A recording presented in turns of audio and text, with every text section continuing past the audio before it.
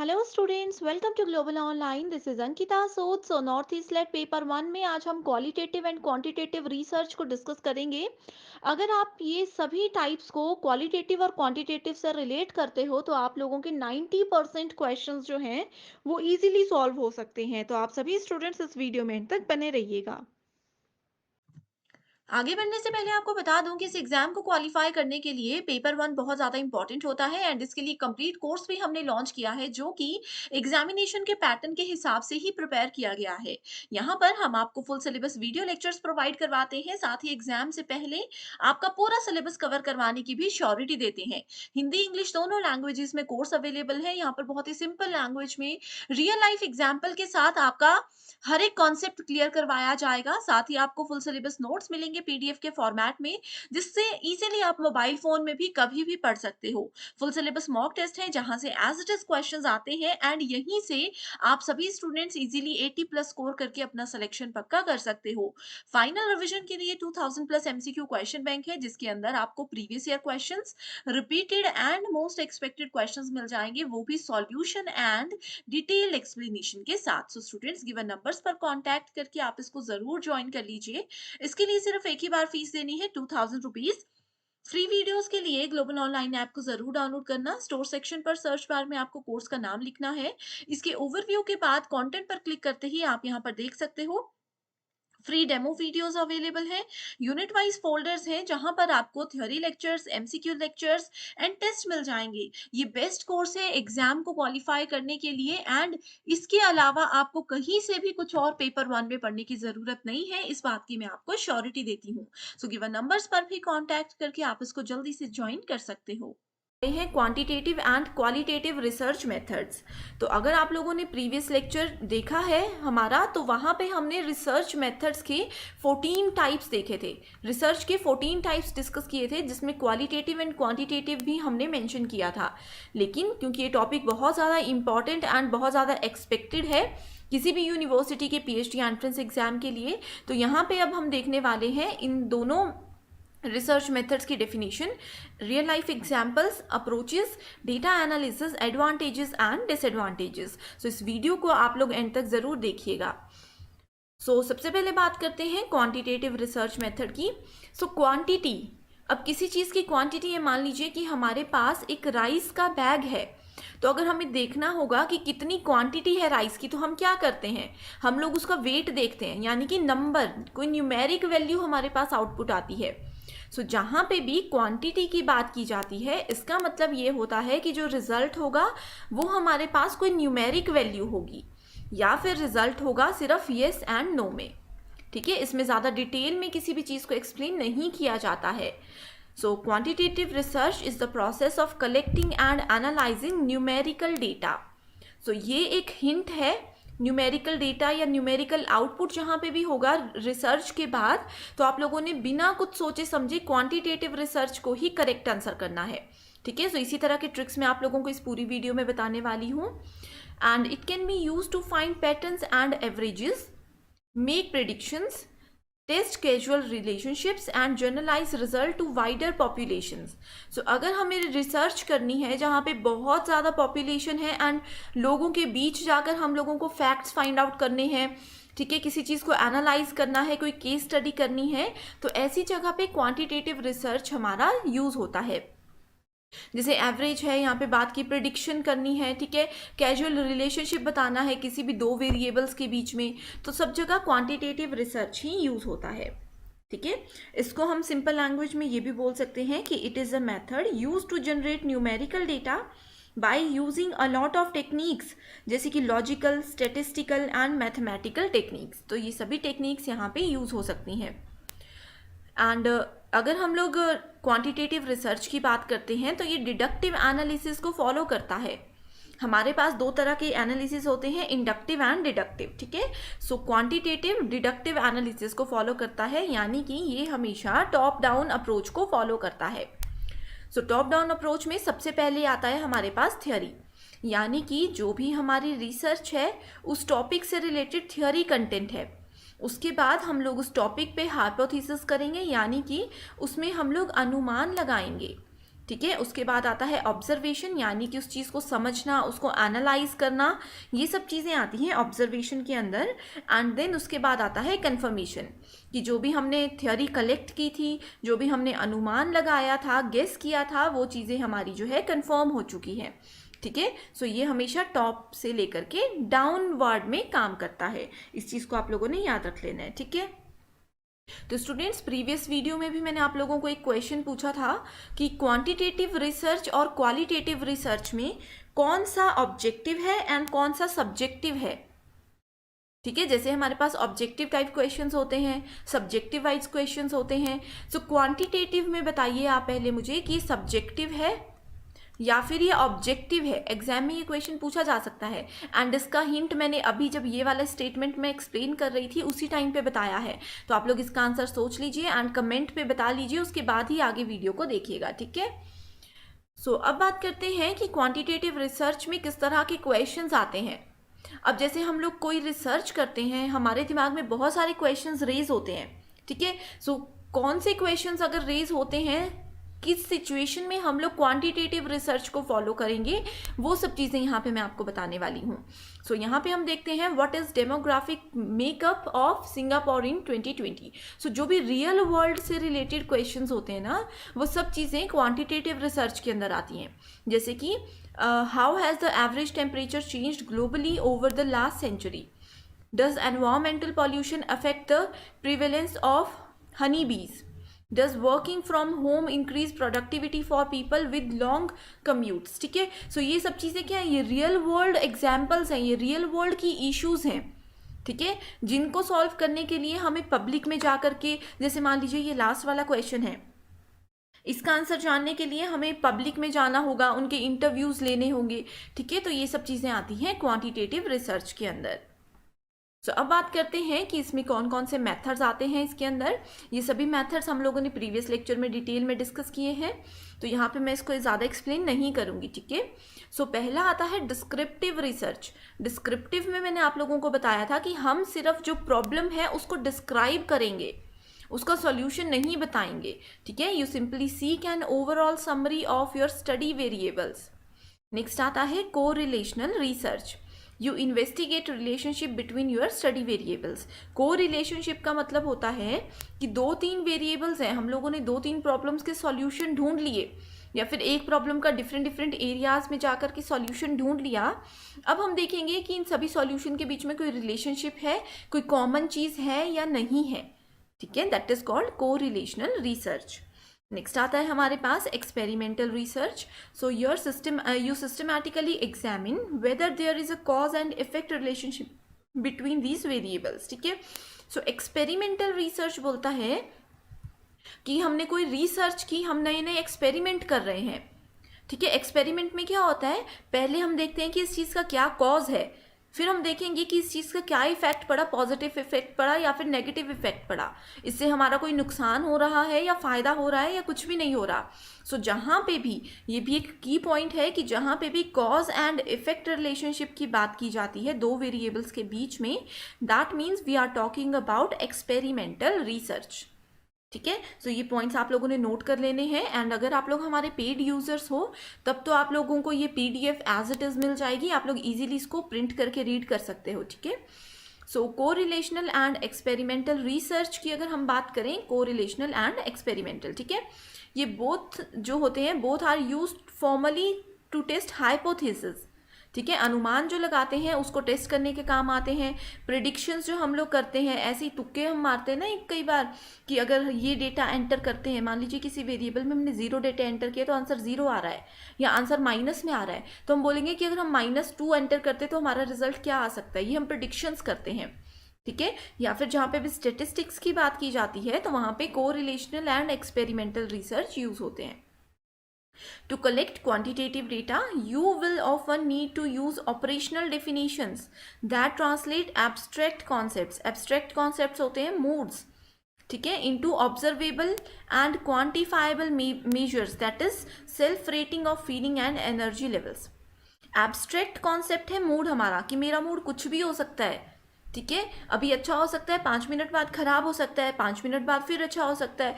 उस चीज़ को हमने ऑब्जर्वेबल एंड क्वांटिफाइबल मेजर्स में कन्वर्ट करना है, ट्रांसलेट करना है।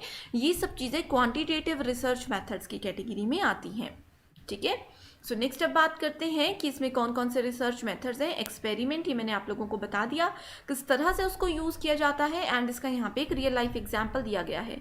सर्वे का मतलब होता है कि ग्रुप ऑफ पीपल या फिर पर्सन टू पर्सन हम जा करके या मोबाइल के थ्रू हम लोग लोगों से क्वेश्चंस पूछते हैं। ठीक है, किसी पर्टिकुलर टॉपिक के बारे में उनसे डिटेल जानते हैं। ऑब्जर्वेशन आता है, एक सिस्टमैटिक वे है, ऑब्जर्व करते हैं हम किसी पर्सन के बिहेवियर को, उनके इंटरेस्ट को, उनको मॉनिटर किया जाता है। एंड सेकेंडरी रिसर्च, इसमें क्या करते हैं हम डेटा को कलेक्ट करते हैं from other for other purposes, जैसे कि नेशनल सर्वे के लिए, हिस्टोरिकल रिकॉर्ड्स के लिए। ठीक है, तो ये सब चीज़ें आती हैं इसके मेथड्स की कैटेगरी में। नेक्स्ट अब बात करते हैं क्वांटिटेटिव डेटा एनालिसिस। सो क्वांटिटेटिव डेटा एनालिसिस में हम बताते हैं कि किस तरह से हम डेटा को एनालाइज करेंगे।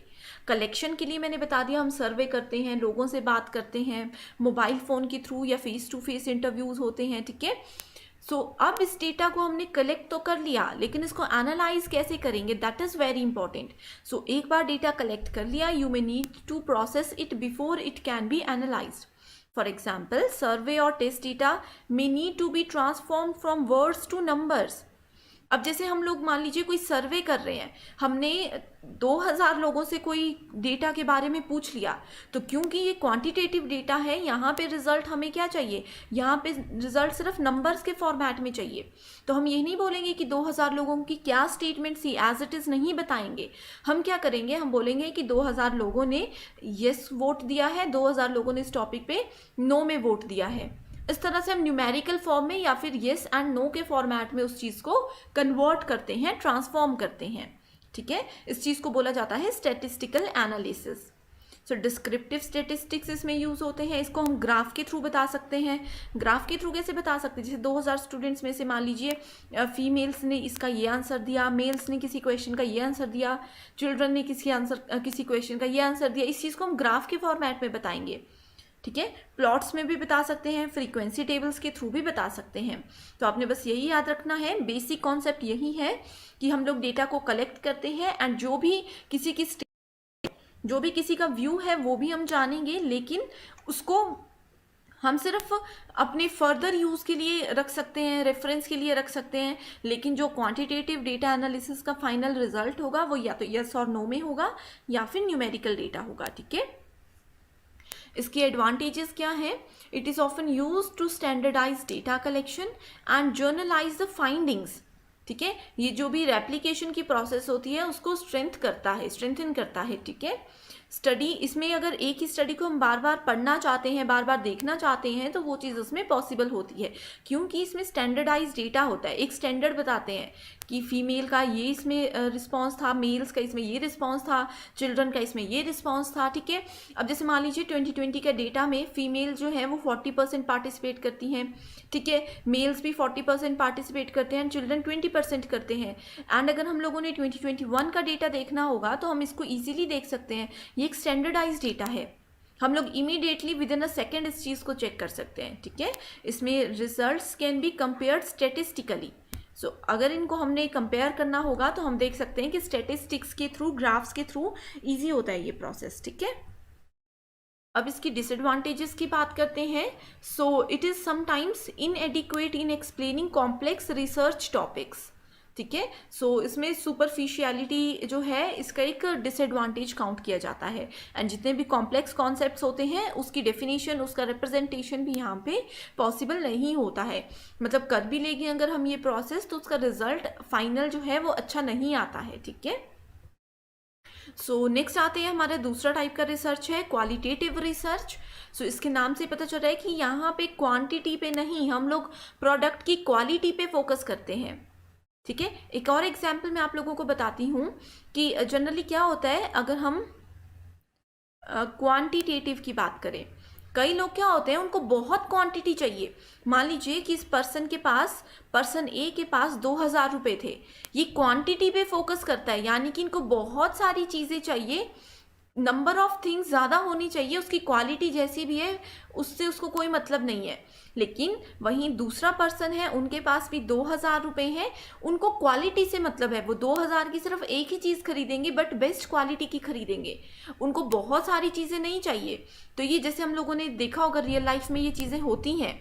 तो वही है यहाँ पे क्वालिटेटिव, यानी कि एक रिजल्ट हो, एक आउटकम हो, लेकिन उसकी क्वालिटी अच्छी हो। ठीक है, या फिर अगर हमारे पास बहुत सारे आंसर्स हैं, उसमें से जो बेस्ट क्वालिटी का प्रोडक्ट होगा, हम सिर्फ उसी प्रोडक्ट को यहाँ पे सेलेक्ट करेंगे। ठीक है, so unlike quantitative research it concerns with the process, कि कैसे वर्क करता है, एंड नॉट द प्रोडक्ट, कि इसका आउटकम क्या है। It collects non-numerical verbal data such as words and images. So words and images की फॉर्म में ये हमें रिजल्ट देता है। ठीक है, इसमें कोई भी स्टैटिस्टिकल एनालिसिस, ग्राफ, येस और नो या फिर वन वर्ड आंसर यूज़ नहीं किया जाता। ठीक है, इसमें हम लोग ऑब्जर्वेशन करते हैं सबसे पहले, एंड थियोरेटिकल पोजीशन सबसे लास्ट में आती है। क्वांटिटेटिव में क्या था, उसमें थ्योरेटिकल पोजीशन पहले थी एंड ऑब्जर्वेशन सबसे लास्ट में था। सो यहाँ पे आप इसका कंप्लीट प्रोसेस देख सकते हो। ठीक है, यहाँ पे मैंने आप लोगों को बताया कि सबसे पहले ऑब्जर्वेशन आती है, लोअर लेवल से हम हायर लेवल पे जाते हैं, यानी कि वो वाला अप्रोच था टॉप डाउन, एंड ये है बॉटम अप अप्रोच। इस चीज़ को याद रख लीजिए, क्वालिटेटिव है बॉटम अप अप्रोच। ठीक है, सो इसका एम है to determine qualitative variables, and इसमें इंडक्टिव एनालिसिस को यूज़ किया जाता है। क्वांटिटेटिव में डिडक्टिव यूज़ होता है, क्वालिटेटिव में इंडक्टिव यूज़ होता है। ठीक है, इसमें हम डिस्कवर करते हैं आइडियाज़ को, एंड जो भी एक्सप्लोरेटरी रिसर्च में आइडियाज़ यूज़ किए जाते हैं उन सबको हम यहाँ पे रेफरेंस देते हैं। ठीक है, नेक्स्ट आता है क्वालिटेटिव रिसर्च क्वेश्चन एग्जाम्पल्स। सो किस तरह के क्वेश्चंस पूछे जाएंगे क्वालिटेटिव में, वो चीज़ें हैं यहाँ पे। तो how do children and adult interpret healthy eating in the UK. So यहाँ पे हमें पूरा एक्सप्लेन करना पड़ेगा कि चिल्ड्रन हेल्दी ईटिंग के बारे में क्या सोचते हैं, अडल्ट्स क्या सोचते हैं। इसका आंसर हम लोग सिर्फ येस एंड नो में नहीं दे सकते, या फिर इसका आंसर हम लोग ग्राफ के थ्रू नहीं दे सकते कि चिल्ड्रन ने ये बोला है एंड अडल्ट्स ने ये बोला है, ये चीज़ नहीं होती है। ठीक है, what factors influence employ retention in a large organization. तो ये क्वेश्चंस ऐसे होते हैं जिनमें हम लोगों को डिटेल में आंसर देना होता है, इसका आंसर सिर्फ वन वर्ड में या फिर येस नो में हम नहीं दे सकते। ठीक है, सो क्वालिटेटिव रिसर्च की कुछ अप्रोचेस हैं। It is use to understand how people experience the world, कैसे हम वर्ल्ड को समझते हैं, कैसे हम इंटरेक्ट करते हैं, कैसे हम चीज़ों को लॉजिकली लेते हैं, ये सब चीज़ें आती हैं क्वालिटेटिव में। While there are many approaches to qualitative research, they tend to be flexible and focus on retaining rich meaning when interpreting the data.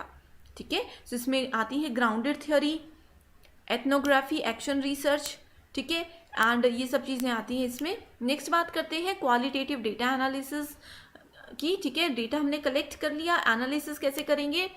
So data collect करते हैं हम टेक्स्ट के थ्रू, फोटोज़ के थ्रू, बुक्स के through, videos के through, audios के through. ठीक है, ये सब चीज़ों के थ्रू कलेक्ट करते हैं, जैसे कि इंटरव्यू है, सर्वे रिस्पॉन्सेस है, फील्ड नोट्स है, रिकॉर्डिंग्स है, ये नेचुरल सेटिंग्स है। ठीक है, एंड इसको एनालाइज करने के लिए हम पहले प्रिपेयर करेंगे, डेटा को हमने पहले कलेक्ट किया, फिर हम उसको प्रिपेयर करेंगे एंड ऑर्गेनाइज करेंगे, उसके बाद उसको देखेंगे, रिव्यू करेंगे एंड एक्सप्लोर करेंगे, अच्छे से समझने की, नए पॉइंट्स ढूंढने की कोशिश करेंगे, उसको एग्जामिन करेंगे।